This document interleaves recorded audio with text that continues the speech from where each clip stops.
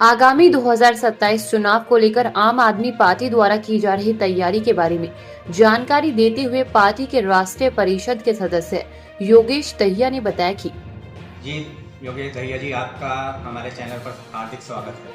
धन्यवाद, आपका भी स्वागत। सहारनपुर 2027 को लेकर आपसे हम कुछ सवाल करेंगे जिस पर आपकी राय जानना चाहेंगे। नंबर 1 क्वेश्चन है हमारा, सहारनपुर में 2027 चुनाव को लेकर जो जनगणना दोबारा से शुरू की गई है उसके बारे में क्या आम आदमी पार्टी क्या कहना चाहिए? देखिए, जनगणना एक संवैधानिक प्रक्रिया है जो कानून के तहत होती है। ये 2021 में होनी थी। सरकार ने पहले ही इसको 6 साल के लिए पीछे प्रतिबंधित किया हुआ था। 2027 की जनगणना से इस 2027 के चुनाव का कोई लेना देना नहीं है। उसका लेना देना जो है वो मतगणना से था, जो SIR के इन्होंने कटौतियां की हैं, जिसमें लाखों लाख वोटरों के जो है वोट काटे गए हैं। उस पर आम आदमी पार्टी भी काम कर रही है, अन्य पार्टियां भी काम कर रही हैं। और देखिए, लेकिन ऐसा नहीं होना चाहिए जैसा कि पश्चिम बंगाल में हुआ कि करीब 90 लाख वोट काट दिए, जिसमें से करीब 27 लाख वोट जो है सुप्रीम कोर्ट गए और केवल 1607 लोगों को वहां से परमिशन मिली। बाकी को सुप्रीम कोर्ट ने भी ये कह दिया कि इस बार वोट नहीं दे पा रहे तो कोई बात नहीं, अगली बार आप वोट दें। एक बार वोट कटने का मतलब या एक बार वोट न दे पाने का मतलब ये है कि उनकी जिंदगी के 5 साल बिल्कुल लोकतंत्र से बाहर हो जाते हैं। जैसे 2027 के लिए जनगणना दोबारा से हो रही है, उसको कैसे मतलब सही मानते हैं? नहीं, देखिए, जनगणना एक अलग प्रक्रिया है। SIR से जो है आपका वोटर प्रभावित होता है। जनगणना तो एक अलग प्रक्रिया, लेकिन इस सरकार ने उसको भी 6 साल पीछे धकेलने का काम किया है, जो कि बहुत गलत है। सहारनपुर को स्मार्ट सिटी का दर्जा दिया गया। पिछले 10 साल हो गए सरकार को स्मार्ट सिटी के नाम पर। आम आदमी पार्टी क्या इसे स्मार्ट सिटी मानती है? क्या कहना चाहती है? देखिए, मैं ये नहीं कहता, सरकार के तो सारे ही वादे झूठे थे। आदर्श गांव का एक वादा दिया था कि हर सांसद जो है 1 साल में एक गांव को आदर्श बनाएगा। आज उसका ये कहीं नाम जिक्र भी नहीं करते। किसानों की आय दुगनी करने की बात थी, उसका कहीं जिक्र नहीं करते। नोटबंदी में काला धन आना था, उस सब की बात नहीं करते। 2016 से लेके अब तक सहारनपुर में मेरे ख्याल में करीब 2000 करोड़ का जो घोटाला हुआ है स्मार्ट सिटी के नाम पे, वो एक अलग चीज है। 750 करोड़ का नगर निगम का हर साल का बजट होता है, वो कहाँ पानी की तरह बहाया जाता है, कहाँ वो किस भ्रष्टाचार की भेंट चढ़ता है, इसका कुछ नहीं कहा जा सकता। लेकिन सरकार और ये शहर बद से बदतर स्थिति में पहुंच गया है स्मार्ट सिटी के नाम पर। उत्तर प्रदेश की कानून व्यवस्था को लेकर क्या विचार है?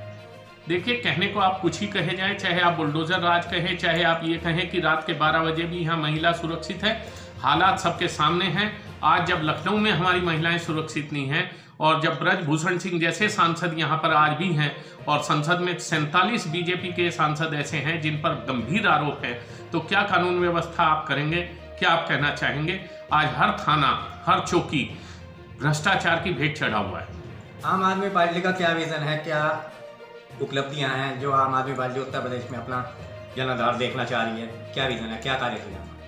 देखिए, चाहे दिल्ली हो या पंजाब हो, हालात ये हैं कि जो शिक्षा हमने दी है दिल्ली में, वही पंजाब में हम मॉडल अप्लाई कर रहे हैं और उसका कोई तोड़ पूरी दुनिया में नहीं है।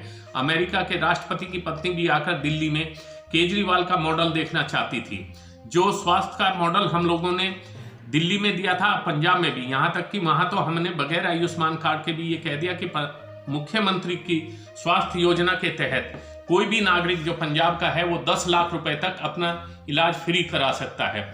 जो बिजली है 300 यूनिट हमने वादा किया और 300 यूनिट हर महीने पंजाब में हर परिवार को दी जा रही है। जो पानी का वादा हमने किया था, वहां पर 30 सालों से जिन नहरों में पानी नहीं आया था उनमें आज तेल तक पानी पहुंचाने का काम आम आदमी पार्टी वहां पर कर रही है। इसके अलावा चाहे हमारे स्कूल के बच्चों की 10 किलोमीटर तक की बस सेवा हो, चाहे वहां पर कानून व्यवस्था की बात हो, चाहे निवेश की बात हो, पंजाब नंबर 1 पर है इस वक्त पूरे भारत के अंदर।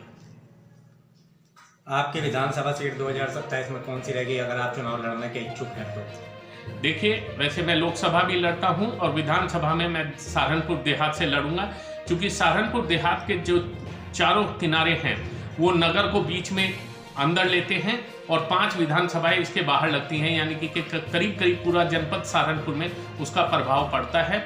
और जो सहारनपुर देहात है वो पूरी तरह से पूरे क्षेत्र में फैली हुई है, शहर के चारों तरफ फैली हुई है।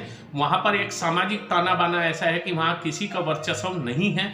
सभी धर्म के, सभी जाति के और सभी वर्ग के लोग, अमीर गरीब सब तरह के, यहाँ तक कि नगर निगम के भी कई वार्ड उसके अंतर्गत आते हैं और ग्रामीण क्षेत्र के बहुत सारे प्रधान उसके अंतर्गत आते हैं। तो सहारनपुर में पूरा लोकतंत्र का अगर एक ताना बाना बनता है तो वो सहारनपुर देहात सीट से बनता है। देहात सीट पर आप पहले भी चुनाव लड़ चुके हैं जी। तो देहात सीट ही क्यों चुनी? नहीं, मैंने आपको बताया ना, देहात सीट का जो सामाजिक दायरा है, जो उसका परिसीमन है, वो इस तरह से बना हुआ है कि वो नगर को चारों तरफ से घेरती है और उसके चारों तरफ करीब जो है 4 विधानसभाएं लगती हैं।